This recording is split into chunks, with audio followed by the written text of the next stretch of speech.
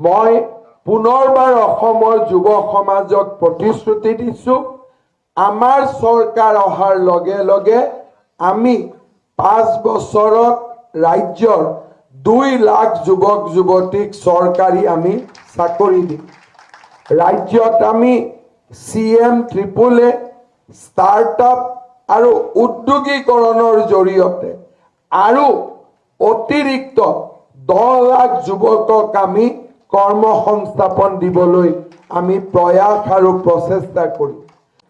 ৰাজ্যৰ 40 লাখ মহিলা লাখপতি বাইদেউ হোৱাৰ সুযোগ দিয়াৰ বাবে আমি 25,000 টকাকৈ এককালীন অনুদান আগবঢ়াম আৰু অৰুণোদয় যোজনাক 1250 টকাৰ পৰা ক্ৰমে 3,000 টকা মাহিলী লৈ যোৱাৰ বাবে আমি চেষ্টা কৰিম।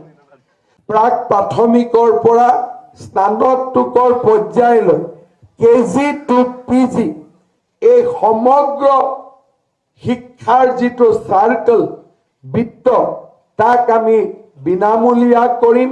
প্ৰাদেশিকৰণৰ সমস্যা আমি সমাধান কৰিম আৰু ৰাজ্যত আমি শিক্ষা খণ্ডত এক নতুন বিপ্লৱ আনিম। ৰাজ সাহায্যযুক্ত দলত মচুৰ দাইল, চেনি, নিমখ আৰু মিঠাতেল আমি যোগান ধৰিম আৰু অত্যন্ত দুখীয়া পৰিয়ালক ইয়াক আমি বিনামূলীয়াকৈ যোগান ধৰিম। আমি অসমত নতুনকৈ 15 লাখ প্ৰধানমন্ত্ৰী আৱাস যোজনাৰ আমি গৃহ প্ৰদান কৰিম।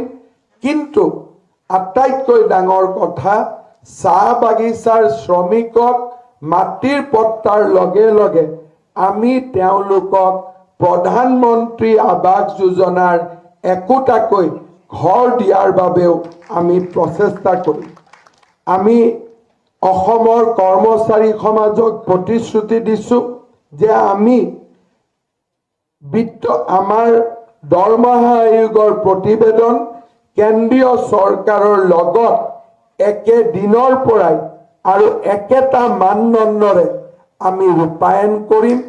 ৰাজ্যত আমি স্বাস্থ্য আন্তঃগাঁথনি, শিক্ষা আন্তঃগাঁথনি, ক্ৰীড়া আন্তঃগাঁথনি আমি নিৰ্মাণ কৰিম।